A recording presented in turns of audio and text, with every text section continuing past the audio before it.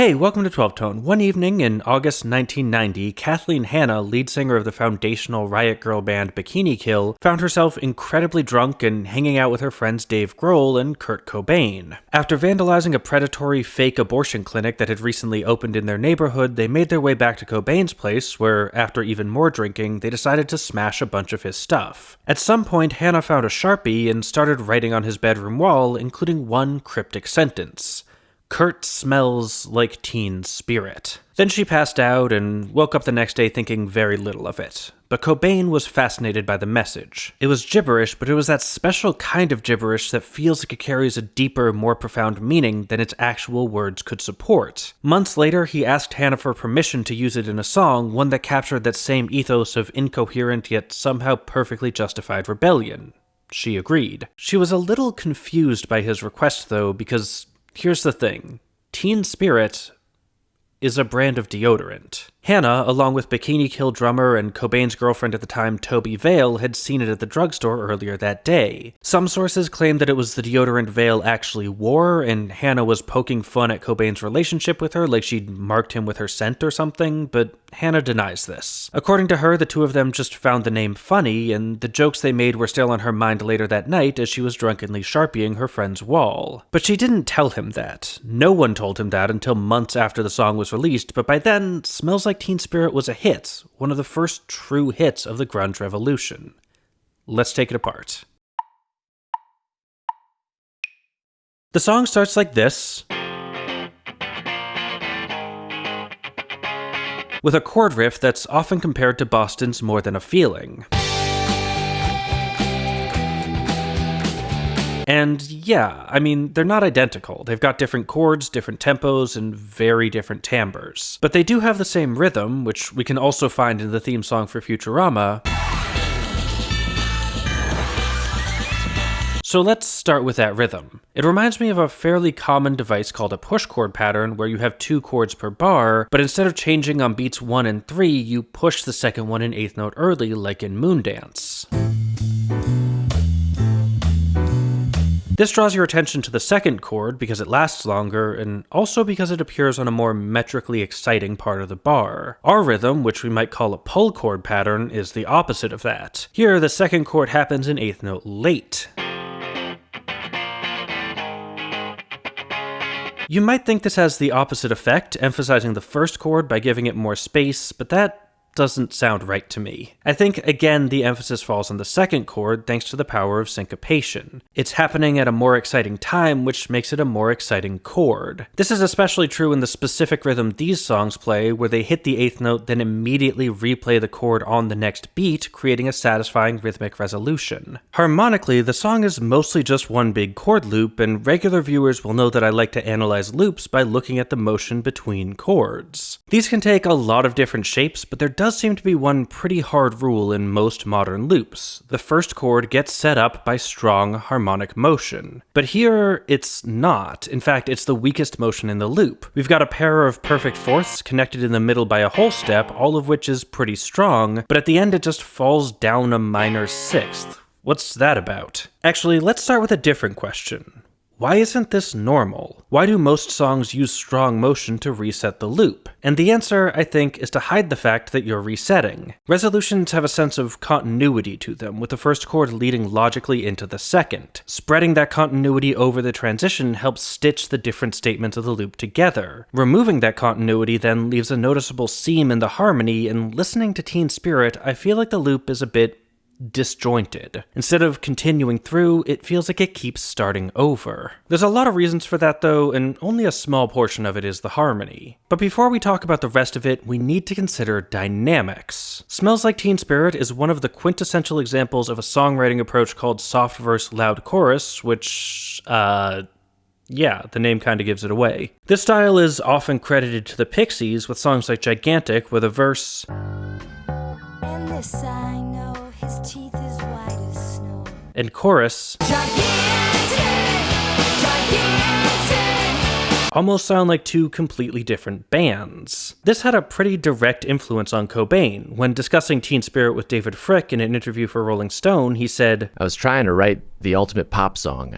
I was basically trying to rip off the Pixies, And it shows. This song follows a very similar dynamic pattern to Gigantic, with a soft, bass-driven verse, a weird, directionless pre-chorus, and an explosive, distorted chorus. Instead of building a dynamic arc, introducing new parts and ramping things up in different sections, the song seems to exist in 3 distinct delineated tiers with sudden, aggressive leaps between them. This dynamic approach ties in well with the song's rebellious atmosphere, creating sudden eruptions of chaos that randomly subside and then return later on, just as angry as before. Okay, back to the riff. After the intro, Cobain only plays it in the loud sections, and he doesn't just play these 4 chords. At the end of each bar, he tosses in a decorative chordioid,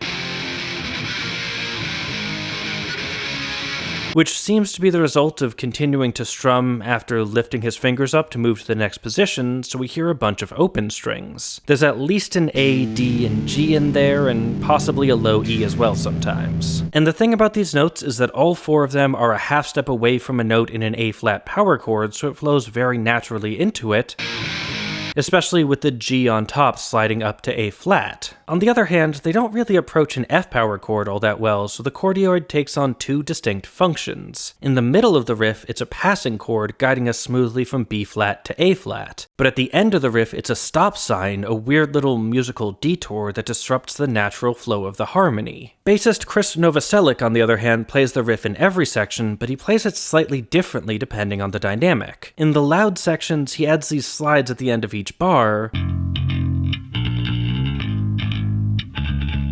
first sliding from B-flat up to D-flat, then once he's back to D-flat, he just slides off it down the string. This creates 2 different kinds of momentum. The rising slide creates a sort of build-up, delivering us into the next chord, whereas the falling slide just sort of drops off into nothingness, so the return to F feels like a hard, obvious landing. In the quiet and medium sections, he instead does this, replacing the sides with just, like, normal notes. In the first case, he walks down to A chromatic passing tone between B-flat and A-flat. In the second, he lands on C, the perfect 5th, giving us a bit of resolution back to F. But by placing it so late in the bar, you don't really have time to absorb that 5-1 sound. To my ears, it has a similar effect to the slide, falling off the intended note and then just sort of arbitrarily arriving at F, highlighting the fact that the loop has started over. The last part of this comes from Dave Grohl's drums. And confession time. Normally when I'm making these videos, I do my best to avoid reading anyone else's analysis to make sure I'm not just repeating their observations as if they were my own. But in this case, I'd actually already seen Rick Beato's video on this song a couple years back. I'll put a link in the description if you want to check that out. It's been a while, so I don't remember many specifics, and Rick and I have different enough styles that I'm confident our videos would be complementary, not repetitive. But one point he made that stuck with me is that in the loud sections, Grohl's kick drum is always a little bit behind the downbeat. Every bar, he hits beat 1 late. Not so late that it becomes syncopated, but there's a slight micro-rhythmic delay. Check out the full mix and see if you can hear it. It's subtle, so don't worry if you can't, but even if you're not hearing it, you can still feel it, and it gives the downbeat an extra punch. It has this staggering, lingering quality to it, stretching out the beginning of the bar, and again, it invites you to notice that the loop just looped. It's a little tricky because he does this on every bar, not just the ones with the F chord, but combined with all the other factors, it still feels like it's contributing to the overall effect. That leaves us with one last question to answer. Why? We've gone through and described in great detail exactly how they create this staggering effect, breaking the cohesion of the loop by overemphasizing and under-resolving the first chord, but what's the point? Is he just playing what sounded good, or is there a deeper meaning here? Both. That's what's fun about analysis. Artists can do whatever they like, and we get to figure out what impact those choices have on our experience of the song. And here, I think the impact is pretty straightforward. Smells Like Teen Spirit is about creating meaning out of meaninglessness, painting a picture of revolution with words chosen more for their aesthetics than their definitions. It's disjointed parts coming together to create a profound whole. The chopped up loop helps to silo out those various fragments so you can see every component and then see how they all fit together. But Smells Like Teen Spirit is more than just a riff, so let's look at how the actual song works. The intro starts with Cobain introducing the riff on a clean-ish electric guitar, and then Grohl comes in with this. In an episode of his 2021 show From Cradle to Stage, Grohl explained to a shocked Pharrell Williams that despite being a rock guy, most of his drumming vocabulary was borrowed directly from disco. He even went so far as to admit that this fill was copied from a song by the Gap Band called Burn Rubber on Me. And yeah, it's not identical. Grohl adds some 16th note syncopation in the kick, but in spirit, it's the same fill, with that same massive disco flam on the snare. And this seems to be a recurring theme in this video. They took the riff from More Than a Feeling, the dynamics from Gigantic, and now the drum fill from Burn Rubber on Me? What part of the song did Nirvana actually make? All of it. That's how art works. All invention is reinvention. When we say that Smells Like Teen Spirit sounds like all these other songs, that doesn't mean Nirvana was a bunch of lazy plagiarists. It means they had a diverse set of influences. They listened broadly and found ways to take the things they loved and bring them together in unexpected ways in order to create something new. In what other context would you expect to hear Boston, the Pixies, and the Gap Band all at the same time? This is what great artists do. It's what all artists do. They learn from the music they love and then find ways to put those ideas in their own voice. The only difference is how thoroughly Nirvana owned it. They would often play More Than a Feeling to set up this song at live shows. Cobain repeatedly said in interviews that he loved Gigantic and was explicitly trying to write a Pixies song. And no one was talking about the Burn Rubber on Me connection until Grohl himself pointed it out. And this speaks to a much larger point. Often when people like me try to analyze this sort of art, we're met with the criticism that the artists didn't actually know any of this stuff. They just played what sounded good. And Cobain is often used as a poster child for this. He never went to music school, was largely self-taught, and yet he made incredible music and helped change the face of rock forever. And all of that is true, I suppose, but while Cobain may never have had a formal music education, this broad range of influences speaks to one hell of an informal one. Cobain grew up in a family of musicians, and he spent most of his time listening to and playing music. Of course he absorbed the techniques used by his favorite artists, even if he never learned the fancy academic words that people like me made up to describe them. We often talk about grunge as a complete revolution, but every artistic movement has its roots in the past. Cobain and his bandmates not only loved and understood the music that came before them, they cited their sources so that you could connect with that music too. Anyway, back to the song. I'm gonna skip the first loud section because it's basically just a preview of the chorus and jump straight into the verse. Here, Cobain drops the riff, instead hanging on an F power chord, while Novoselic outlines the changes underneath him. This chord comes in on beat 2 and he arpeggiates it a little, so you get this sense of the chord slowly materializing and then lingering in the air as the harmony moves on. That lingering sound is amplified further by a chorus effect, giving it this warm, oscillating tone. The chord seems to float above the loop, muting the momentum of the bass part in order to keep the energy level low. On top of that, Cobain sings this, "Load up on guns, bring your friends, it's fun to lose and to pretend." And the main thing I want to focus on here is how he uses low notes. In the first half, he's mostly playing around in the space between the high root and the fifth beneath it. The line starts on C, walks up to F, load up on, and then back down. Bring your friends. And that's it. Nice, simple scalar motion. Nothing else happens here. Oh, except for this. Guns. Right when he gets to that F, the highest note in the whole verse, he suddenly drops down a major sixth to A flat, the lowest note in this part of the phrase. Large melodic leaps draw your attention, but lower notes tend to sound softer and quieter, so the overall effect is one of intimacy. It sounds like he's saying something important, but you have to lean in close to hear what it is. It's practically an engraved invitation to read too deeply into the lyrics. From there, he jumps back up to the high F, then starts walking down the scale. Bring your friends, it's fun to lose and to pretend. Slowly working his way down to that same A flat again, almost entirely in steps, before ultimately overshooting it, ending the phrase on G. And that, again, feels very meaningful, not because of what this note is, but because of what it's not. A low F. We're pretty clearly walking down the scale, with an obvious trajectory taking us from the high root down to the low one, but right before he gets there, he just stops. And it's not like this can be explained away by the harmony either. Depending on how you want to count it, he's singing this over the D flat or the F, neither of which have G as a chord tone. But you know what's a chord tone in both of them? F. All musical signs point to that note as the target of this walkdown, but Cobain stops one step early, leaving the line feeling incomplete. This highlights the incoherence of the lyrics, but I think it also hints at some deeper meaning that's been left unsaid, and it invites you to fill in that final blank. The pre-chorus takes that unresolved ambiguity and ramps it up to 11. Instead of holding a power chord, Cobain switches to a constant droning arpeggio.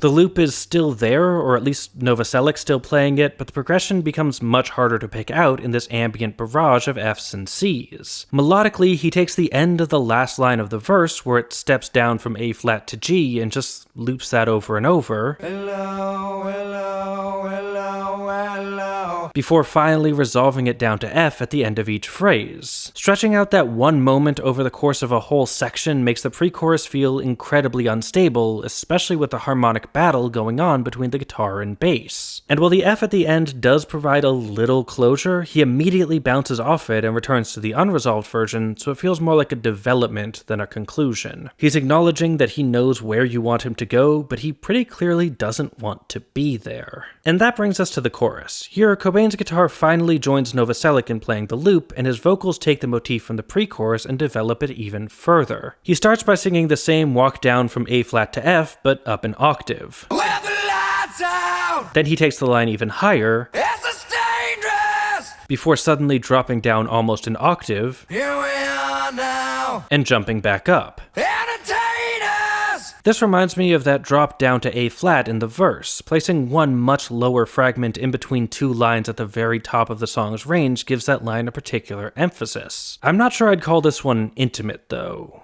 It's more vicious? It sounds like he's snarling at you, like "here we are now" is some sort of threat. And there's one more thing going on in the chorus. Maybe. When I listened to the stems for this song, I found a second guitar track. And I'll be honest, I'm really struggling to hear this part in the full mix. Like, if I listen really closely, I can convince myself it's there, but it's possible that's just confirmation bias. It's in the stems, so I'm gonna analyze it, but I might be chasing ghosts. If it's real though, then it's buried pretty deep in the mix, and if we listen to it alongside the main guitar part,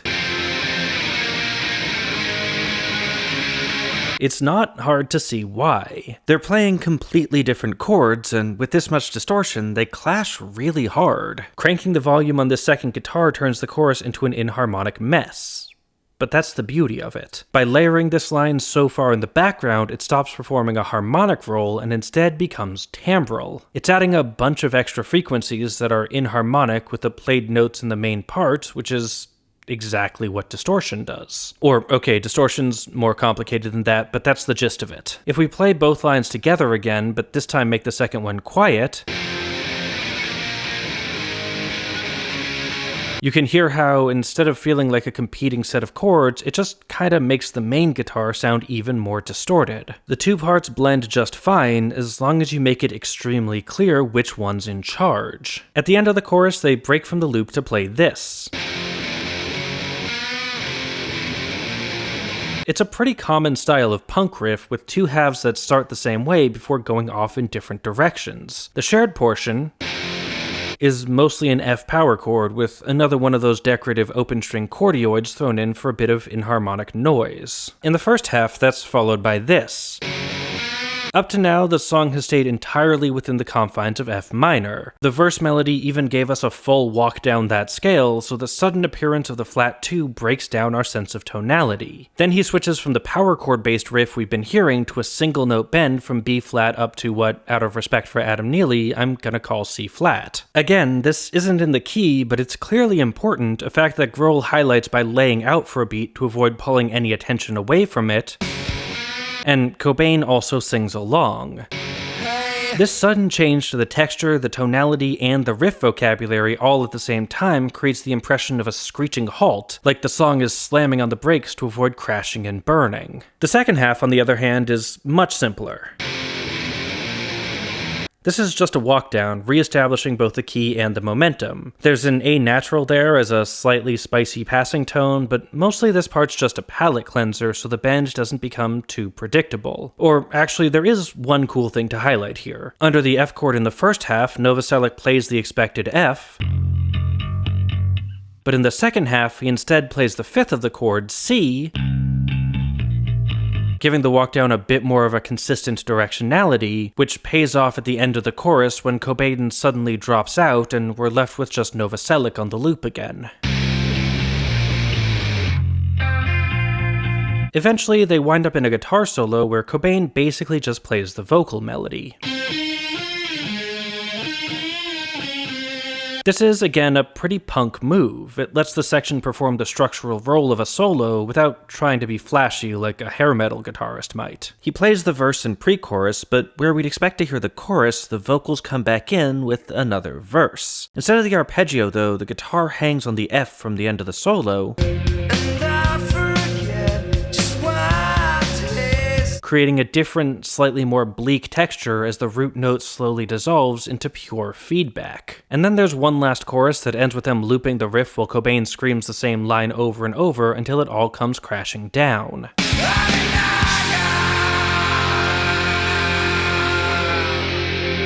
And that's pretty much it. Of course, while the song is extremely important historically, Nirvana didn't invent this sound on their own. There were a lot of great artists in the Seattle scene at the time, and many of them deserve more credit than they get for the grunge revolution. Kurt Cobain would be the first person to tell you that. But I also don't want to understate Nirvana's importance either. If they hadn't been there, maybe someone else would have taken their place, but they were. 3 angry 20-somethings managed to take this harsh, abrasive song that no one really thought would have any crossover appeal and turn it into one of the most important anthems in rock history. It's a pile of words that don't mean anything, and yet its message couldn't be clearer. That's some pretty incredible songwriting.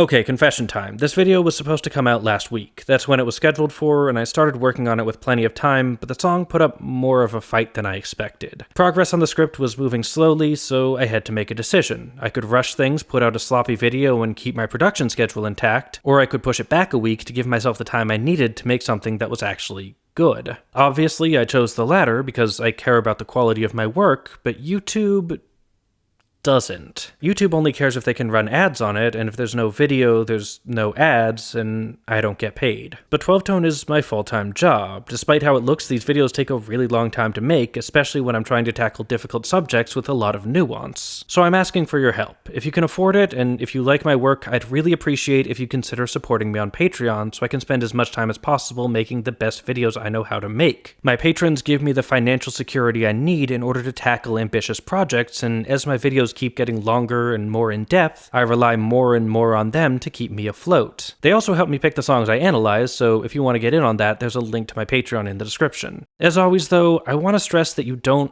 owe me money. 12-tone is free, it always has been, and it always will be. If you can't afford to support or you just don't want to, that's great. I love that you find my videos interesting anyway, and I hope you keep watching them. But if you can, and you want to, you're helping make this stuff available for everyone, and I really appreciate that too. Anyway, thanks for watching, thanks to our Patreon patrons for making these videos possible, and extra special thanks to our featured patrons, Kevin Wilamowski, Susan Jones, Jill Sungard, Duck, Howard Levine, Warren Huart, Grant Aldonis, and Damian Fuller Sutherland. If you want to help out and help us pick the next song we analyze too, there's a link to our Patreon on screen now. Oh, and don't forget to like, share, comment, subscribe, and above all, keep on rockin'.